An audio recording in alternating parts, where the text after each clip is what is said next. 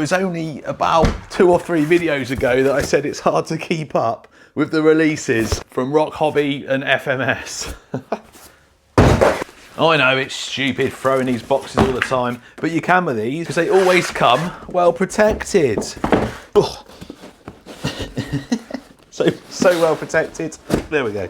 I can't get it open. This is the 1/18 scale Magnum. There's some information on there. It was meant to be released last year, so it's a little bit late. Some of the dimensions and stuff on there. And as you can see, it looks like to me an old Ford style body. F1, I don't think it's an F100. I can't remember. I'm not all that clued up on my old Ford pickups. Well, not American ones anyway. Oh, that looks good. So all the usual stuff in the box, 380 milliamp hour battery, wheel hex, and a charger. Excuse me, ladies. So it comes with your standard FMS stroke Rochobby transmitter. It's designed to look a bit like a car. Various functions under there. You can do your steering trim, throttle trim, and your dual rates. You can also do your LED lights under there, and you may be able to change the modes into like a slower crawler mode. There's no 2-speed gearbox or anything on this, but sometimes you can adjust the ESC so it crawls a little bit better. It does look very nice, a nice classic Ford. So step side pickup, fuel cap, door handles, wing mirrors, wipers, nice chrome trim details there and a chrome grille. They'll be working LEDs, chrome bumper, nice colour coded wheels with the white rim there. I guess that's to maybe look like white wall tyres. Then on the back you got some nice detailed lights there and a chrome bumper as well. The doors don't open, but you got a full interior in there. Load bed, and that should, there we go, come down like that. Suspension's a bit bouncy on these, but when you're driving these to scale, which means not just full throttle over everything, it does give them quite a nice look sometimes, especially if you slow the footage down a little bit. You can get it looking nice and scale.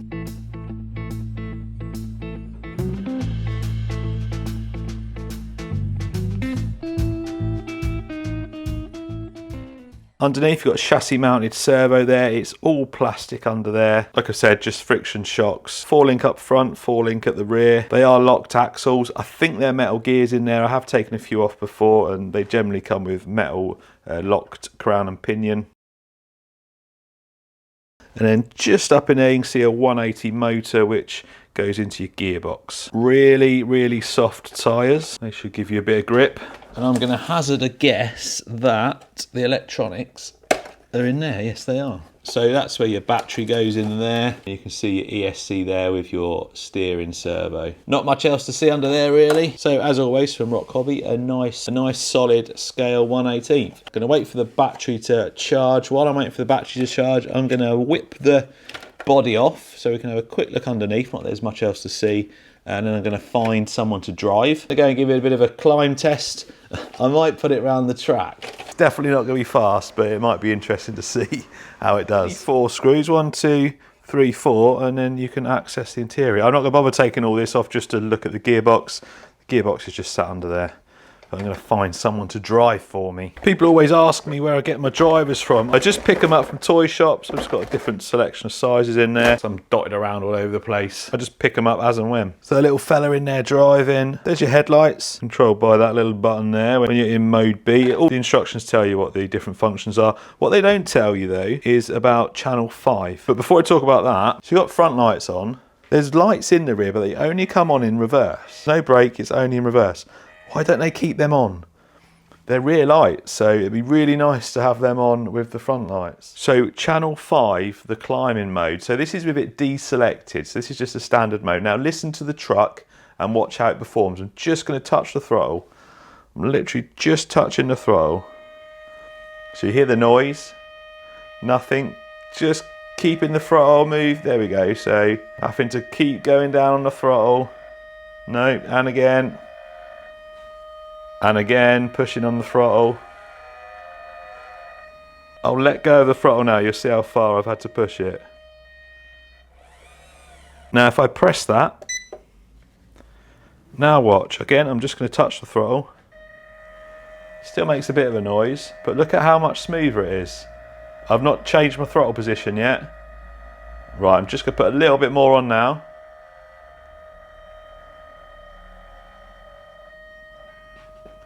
I think that's That's good. That is really good. Them marks there are from the crawler competition. Some of the like the LCG crawlers weren't getting that far. I'm impressed. I don't want it to fall. Whoa.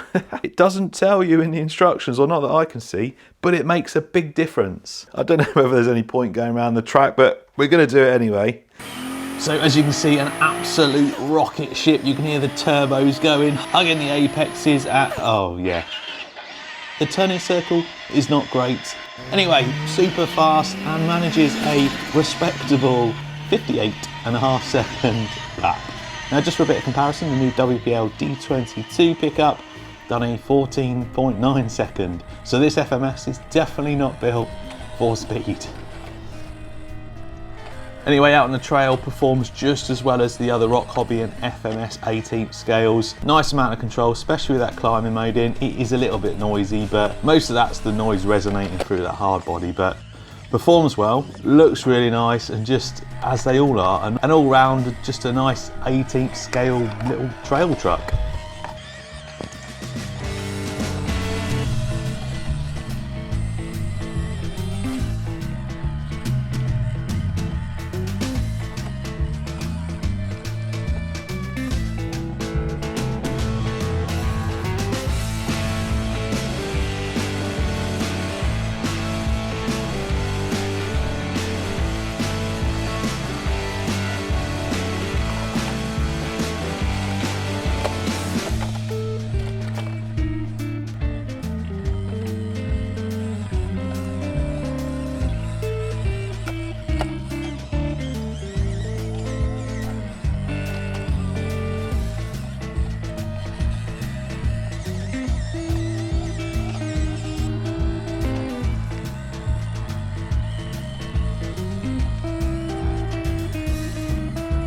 So that was the Rochobby Magnum. Links in the description to this, and if this one's not really your style, they do loads of other stuff. Chevy K10, Toyota Hilux, Unimog, there is a lot to choose from. Cheers for watching, I'll see you next time.